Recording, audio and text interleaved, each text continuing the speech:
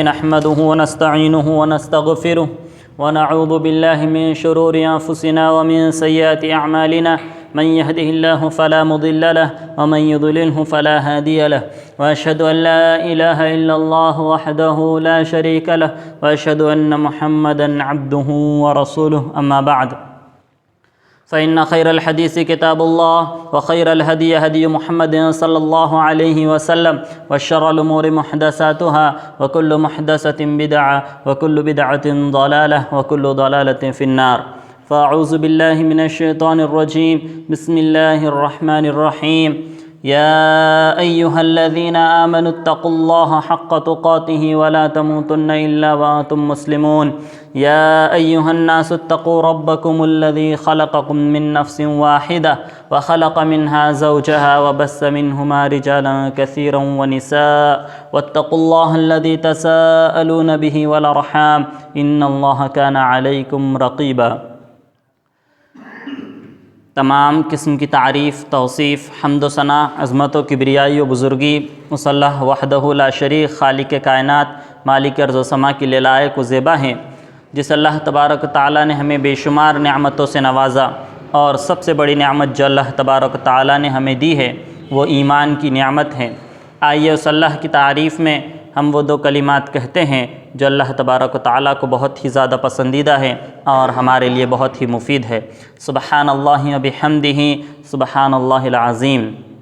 اس کے بعد درود و سلام ہو تمام انبیاء کرام پر، خصوصاً ہمارے اور آپ کے آخر رسول جناب محمد رسول اللہ صلی اللہ علیہ وسلم پر۔ اللہم صلی علی محمد وعلی آل محمد کما صلیت علی ابراہیم وعلی آل ابراہیم انک حمید مجید۔ اللہم بارک علی محمد وعلی آل محمد کما بارکت علی ابراہیم وعلی آل ابراہیم انک حمید مجید۔ محترم حاضرین، قیامت ایک ایسی چیز ہے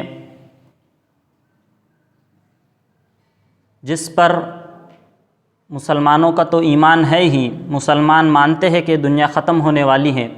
اس کے ساتھ ساتھ بہت سے غیر مسلم مذاہب، ان کے یہاں بھی یہ عقیدہ ہے کہ ایک وقت یہ دنیا ختم ہونے والی ہے۔ 2012 اگر آپ کو یاد ہوگا تو دنیا میں بڑا شور ہوا تھا کہ دنیا 2012 میں ختم ہونے والی ہے، لیکن الحمدللہ ہم 2022 میں ہیں اور یہ بھی اپنے خاتمے پر ہے اور ہم صحیح سلامت ہیں۔ لیکن یہ حقیقت ہے کہ ایک وقت یہ دنیا ختم ہونے والی ہے۔ آئیے قرآن و حدیث کی روشنی میں دیکھتے ہیں کہ قیامت کب آنے والی ہے۔ ابو سعید خدری رضی اللہ عنہ بیان کرتے ہیں کہ ایک مرتبہ ہم صحابہ کرام بیٹھ کر باتیں کر رہے تھے، تذکرہ کر رہے تھے۔ نحن نتذاکر، ہم آپس میں بیٹھ کے بات کر رہے تھے۔ اللہ کے رسول صلی اللہ علیہ وسلم نے ہم سے سوال کیا کہ تم کس بارے میں بات کرتے ہو؟ تو انہوں نے جواب دیا کہ ہم نذکر الساعہ، ہم قیامت کے بارے میں بات کر رہے ہیں۔ سوچئے صحابہ کرام آپس میں بیٹھ کر وہ جو بات چیت کرتے تھے اس میں بھی وہ قیامت اور آخرت کو یاد کرتے تھے۔ آج ہم لوگ آپس میں بیٹھ کے بات کرتے ہیں تو دنیاوی قسم کی باتیں ہوتی ہیں کہ فلاں پارٹی کو اتنے ووٹ ملے، یہ پارٹی آج جیتنے والی ہے، یہ پارٹی پاور میں چل رہی ہے، فلاں کے گھر میں یہ ہو گیا، اس کے وہاں چوری ہو گئی، دنیاوی غرض کی باتیں کرتے ہیں۔ لیکن صحابہ کرام کو دیکھیے کہ وہ آپس میں بیٹھ کر ایک دوسرے سے تذکرہ کر رہے تو قیامت کے بارے میں ایک دوسرے کو تذکرہ کر رہے۔ اللہ کے رسول صلی اللہ علیہ وسلم نے انہیں بتلایا کہ قیامت کی 10 بڑی نشانیاں ہیں۔ ویسے تو بہت سی چھوٹی چھوٹی نشانیاں بھی ہیں جو ظاہر ہو چکی ہیں اور کچھ ہو رہی ہیں اور کچھ ہونے والی ہیں، لیکن 10 بڑی نشانیاں ہیں جو اب تک کے ظاہر نہیں ہوئی ہیں۔ اللہ کے رسول صلی اللہ علیہ وسلم نے انہیں وہ 10 بڑی نشانیاں جو بتلائی وہ یہ تھیں کہ دھوئے کا نکلنا، دجال، اسی طریقے سے دابۃ الارض کا جو ایک جانور زمین سے نکلے گا اور وہ لوگوں سے بات کریں گا۔ اسی طریقے سے اللہ کے رسول صلی اللہ علیہ وسلم نے بتلایا کہ مغرب کی طرف سے سورج نکلے گا اور اسی طریقے سے عیسیٰ علیہ السلام اس دنیا میں آئیں گے، یہ بھی قیامت کی ایک بڑی نشانیوں میں سے ہے۔ یاجوج ماجوج کا اللہ کے رسول صلی اللہ علیہ وسلم نے ان سے تذکرہ کیا۔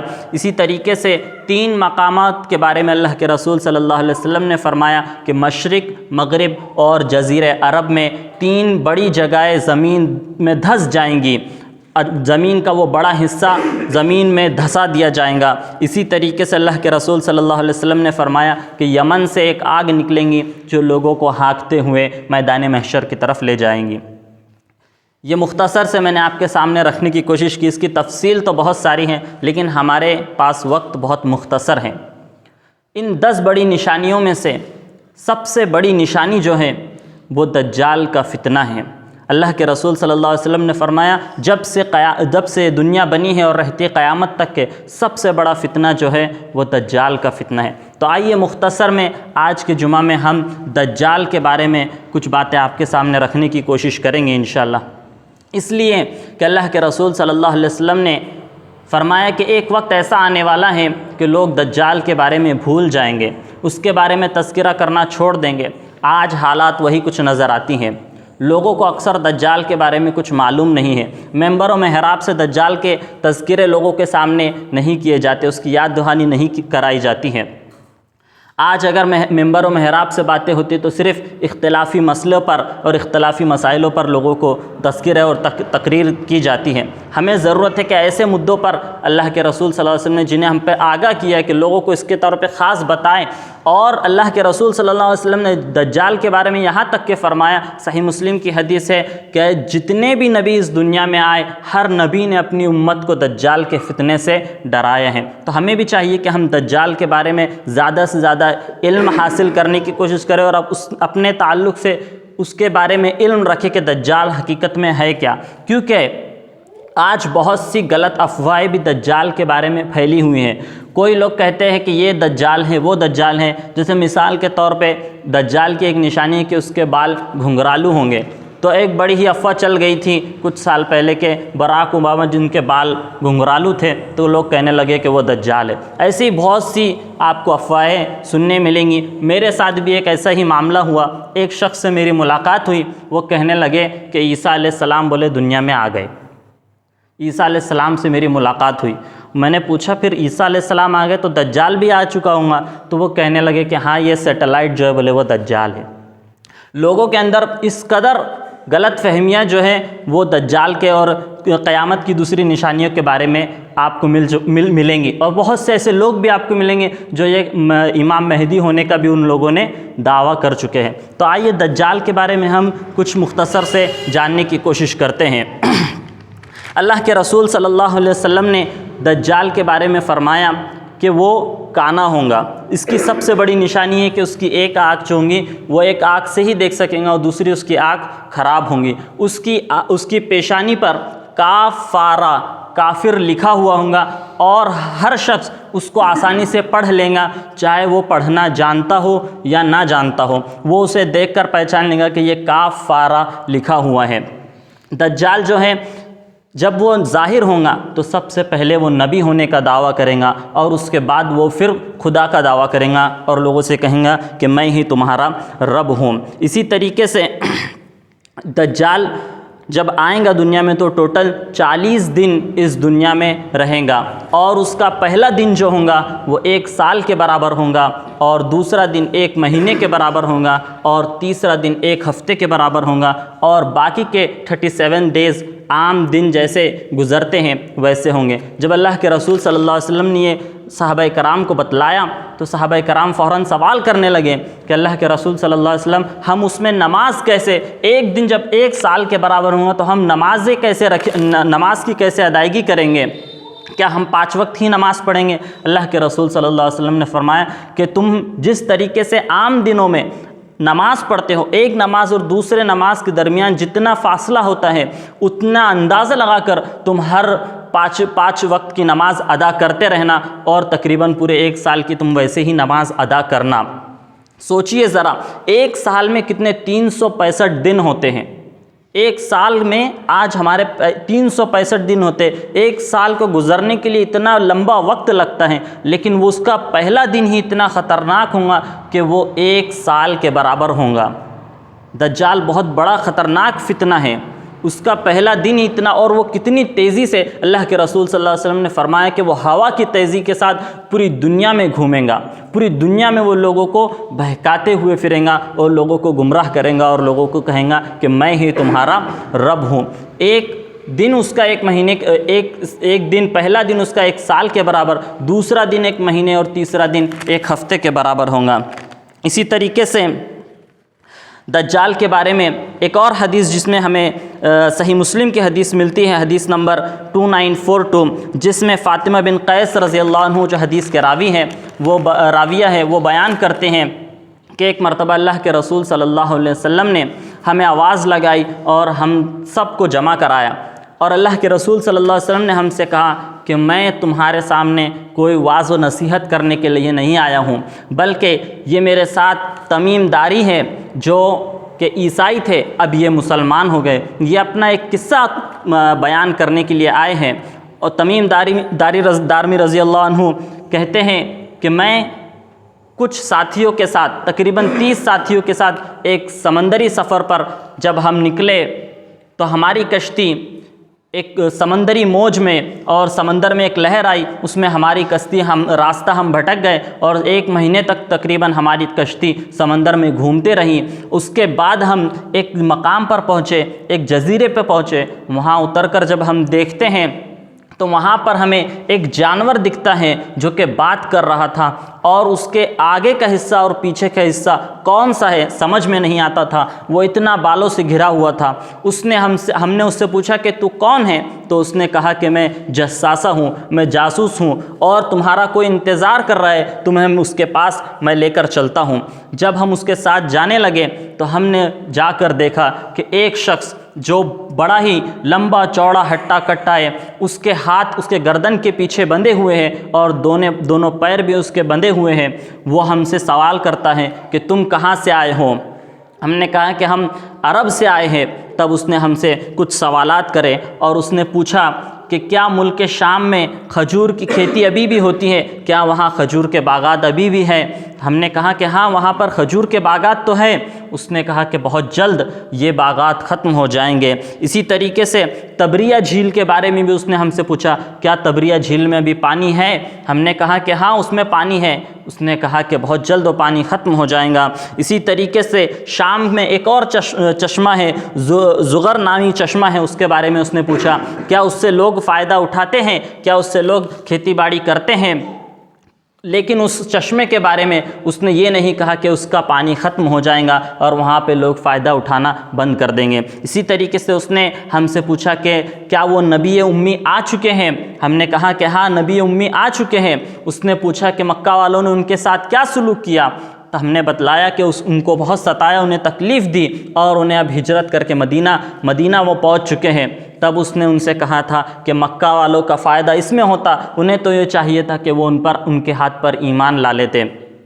میں بہت تیزی میں آپ کے ساتھ جا رہا ہوں، مختصر سا وقت ہمارے پاس ہے، باتوں کو سمجھنے کی کوشش کریں۔ اسی طریقے سے اللہ کے رسول اس نے فرمایا کہ ایک وقت ایسا آئے گا کہ اللہ تبارک و تعالیٰ میرے ہاتھ کو کھول دیں گا اور میں یہاں سے آزاد ہوں گا، اور میں 40 دن دنیا میں رہوں گا۔ اللہ کے رسول صلی اللہ علیہ وسلم نے ان کی بات پوری، تمیم دارمی رضی اللہ عنہ کی بات پوری ہونے کے بعد کہا کہ یہ مدینہ حاضہ طیبہ کر کے اللہ کے رسول صلی اللہ علیہ وسلم نے فرمایا کہ یہ مدینہ اور مکہ میں وہ داخل نہیں ہو سکیں گا، اس کے علاوہ باقی پورے دنیا میں وہ اپنا سفر کریں گا اور گھومیں گا اور لوگوں کو بہکائیں گا، اور وہ لوگوں کو کہیں گا کہ میں ہی تمہارا رب ہوں، اور بڑی تعداد میں لوگ اس کے ہاتھ پر ایمان لا لیں گے، لیکن وہ صرف مکہ اور مدینہ میں داخل نہیں ہو سکیں گا۔ اللہ کے رسول صلی اللہ علیہ وسلم نے فرمایا، صحیح مسلم کی حدیث ہے 2943، کہ جب وہ مدینہ کے قریب آئیں گا اور مرقنان نامی ایک جگہ پر جب وہ پہنچیں گا، مدینہ سے پہلے جو ہے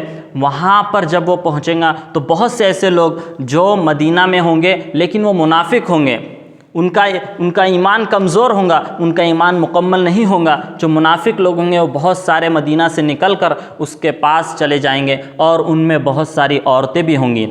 ہاں اس بات کو بھی ہمیں یاد رکھنا چاہیے کہ دجال کے ساتھ میں بہت ساری تعداد، بڑی تعداد ایک عورتوں کی بھی ہوں گی۔ ایک وقت اللہ کے رسول صلی اللہ علیہ وسلم نے فرمایا کہ ایک وقت ایسا بھی آئے گا جب گھر کا مرد اپنی عورتوں کو گھر میں باندھ کر رکھیں گا اور عورتیں اپنی بیڑیاں توڑ کر اس کے پاس بھاگیں گی اور اس کے پیچھے ہو جائیں گی۔ جب دجال نکلیں گا تو اس کے ساتھ 70,000 یہودی بھی اس کے ساتھ، اللہ کے رسول صلی اللہ علیہ وسلم نے فرمایا کہ یہودیوں کی بڑی تعداد اس کے ساتھ ہوں گی، اور وہ کب نکلیں گا اور وہ کہاں سے نکلیں گا اس کا بھی تذکرہ اللہ کے رسول صلی اللہ علیہ وسلم نے ہمیں بتلایا ہے کہ جب مسلمانوں کی اور عیسائیوں کی لڑائی ہوں گی، اس لڑائی میں مسلمانوں کو جب فتح یاب ہوں گے مسلمان مال غنیمت جمع کر رہے ہوں گے، تو ایک شخص آواز لگائیں گا کہ مدینہ میں دجال نکل چکا ہے، مدینہ کے قریب دجال آ چکا ہے۔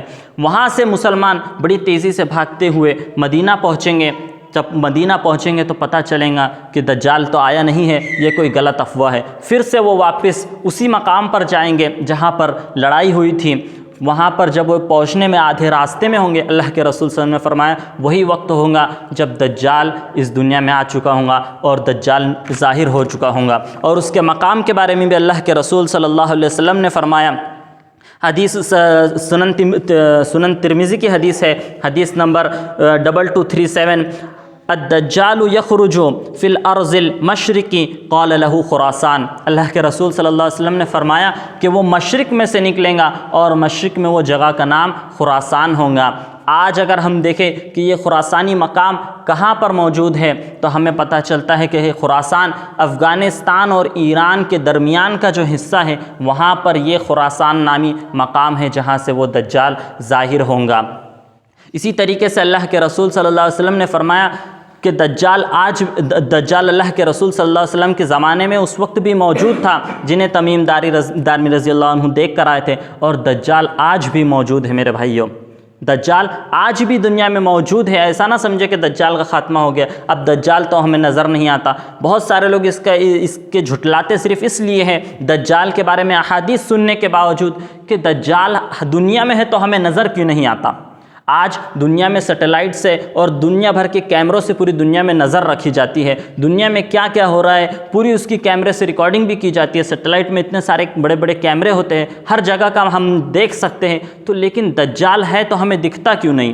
آخرکار وہ کہاں ہے؟ اسی طریقے سے یاجوج ماجوج کے بارے میں بھی بہت سے لوگ اس کو اس لیے جھٹلا دیتے کہ وہ ہے تو ہمیں دکھتے کیوں نہیں۔ اس کے بارے میں شیخ ظفر الحسن مدنی نے ایک بہت ہی بہترین اس کا جواب دیا ہے کہ اسے ہم ایسے ہی سمجھیں جیسے کہ موسیٰ علیہ السلام کی قوم کو اللہ تبارک و تعالیٰ نے 40 سال تک صرف ایک ہی میدان میں وہ گھومتے رہے اور وہ راستہ بھٹک گئے، انہیں وہاں سے نکلنے کا راستہ ہی نہیں ملا۔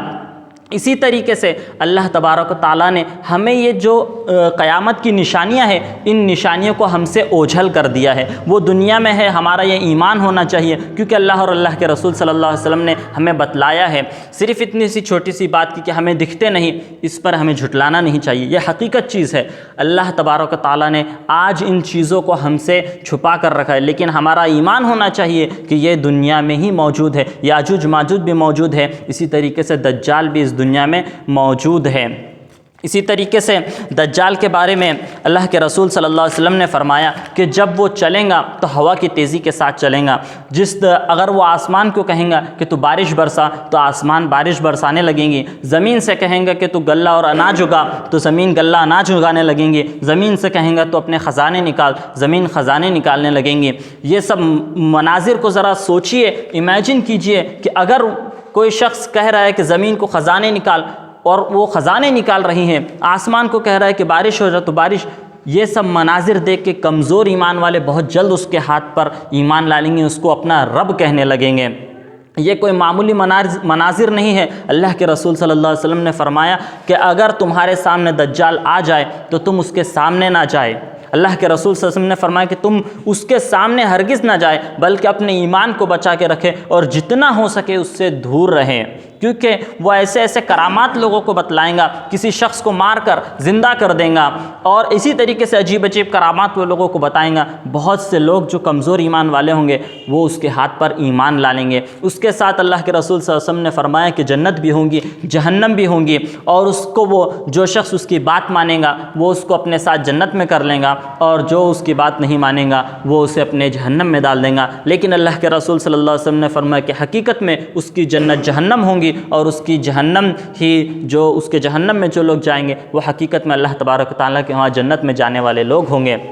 یہ باتیں جو آج ہمیں سمجھ میں نہیں آتی کہ اس کے ساتھ کیسے جنت ہوں گی، کیسے جہنم ہوں گی، یہ ہمیں بس ایمان رکھنا چاہیے کہ اللہ تبارک و تعالیٰ نے اس کو بہت ساری اللہ تبارک و تعالیٰ نے اس کے یہ آزمائش ہے کہ اس کے ساتھ بہت ساری ایسی طاقت ہوں گی کہ جو ہمیں گمان نہیں کر سکتے، جو ہماری سمجھ میں نہیں آتی، ہماری عقلوں سے باہر ہیں، وہ بھی طاقت اللہ تبارک و تعالیٰ کچھ اسے دے رکھا ہوگا۔ بس ہمارا ایمان ہونا چاہیے کہ اس کے ساتھ یہ سب چیزیں ہوں گی۔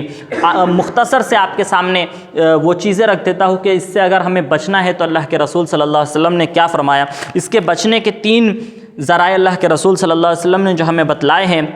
صحیح مسلم کی یہ حدیث ہے، حدیث نمبر 809، اللہ کے رسول صلی اللہ علیہ وسلم نے فرمایا من حفظ 10 آیات اول سورۃ الکہف، کہ سورۃ الکہف کی 10 آیتیں شروع کی جو یاد کریں گا اللہ تبارک و تعالیٰ اس کی دجال سے حفاظت کریں گا۔ تو ہمیں چاہیے کہ ہم سورۃ الکہف سورہ نمبر 18 کی جو ابتدائی کی 10 آیتیں ہیں اسے ہم اچھی طریقے سے یاد رکھیں، اور اللہ تبارک و تعالیٰ سے دعا کریں کہ اللہ تبارک و تعالیٰ ہم سے اس کی حفاظت فرمائے، اس سے ہماری حفاظت فرمائے۔ اسی طریقے سے دوسرا طریقہ جو اللہ کے رسول صلی اللہ علیہ وسلم نے بتلایا، جو میں نے ابھی آپ کے سامنے بتلایا، کہ اس کے سامنے ہمیں نہیں آنا ہے، جتنا ہو سکے اس سے ہمیں دور رہنا ہے، اور اس سے اپنے آپ کو بچائے رکھنا ہے۔ اسی طریقے سے تیسرا طریقہ، ہر نماز میں اللہ کے رسول صلی اللہ علیہ وسلم نے ایک دعا ہمیں سکھلائی ہے، وہ دعا اللہ تبارک و تعالیٰ سے مانگنا ہے، اللہم انی اعوذ بک من عذاب القبر واعوذ بک من فتنۃ المسیح الدجال۔ یہ دعا کو ہم یاد رکھیں اور ہر نماز میں یہ دعا مانگتے رہیں، اور اللہ تبارک و تعالیٰ سے دعا کریں کہ اللہ تبارک و تعالیٰ جو سب سے بڑا فتنہ ہے دجال سے تو ہماری حفاظت فرما۔ اسی طریقے سے اس کا خاتمہ کیسے ہوگا، عیسیٰ علیہ السلام اللہ تبارک و تعالیٰ ان کو اس دنیا میں واپس بھیجیں گا، عیسیٰ علیہ السلام آئیں گے اور اس نے دجال کا باب لوط مقام پر اس سے مقابلہ ہوگا، اور دجال کو وہ اس کا خاتمہ کر دیں گے۔ یہ مختصر میں دجال کے بارے میں مختصر سے آپ کے سامنے میں نے چند باتیں رکھنے کی کوشش کی۔ اللہ تبارک و تعالیٰ سے دعا ہے کہ اللہ تبارک و تعالیٰ دجال جیسے بڑے فتنے سے تو ہماری حفاظت فرما۔ الہ العالمین، ہم گنہگار ہیں، ہم خطا کار ہیں، ہمارے گناہوں کو معاف فرما۔ ہم میں جو بیمار ہیں انہیں شفائے کاملہ عاجلہ عطا فرما، جو مصیبت زدہ ہیں ان کی مصیبتوں کو دور فرما، جو قرض میں مبتلا ہیں ان کے قرض کو ادا کرنے کی توفیق عطا فرما، جو بے روزگار ہیں ان کے روزی کا ذریعہ عطا فرما، جو مالدار ہیں ان کے مال کی تو حفاظت عطا فرما۔ ہم الہ العالمین ہمیں جب تک زندہ رکھنا، ایمان ہی پر ہمیں زندہ رکھنا، اور جب ہمارا خاتمہ ہو تو ایمان ہی پر ہمارا خاتمہ ہو۔ اس حال میں اس دنیا سے تو ہمیں اٹھانا کہ تو ہم سے راضی ہو چکا ہو، خوش ہو چکا ہو، اور ہمارے نام اعمال سے ہمارے تمام گناہ خطا اور معصیت کو معاف فرما چکا ہو۔ آمین وآخر دعوانا ان الحمد للہ رب العالمین۔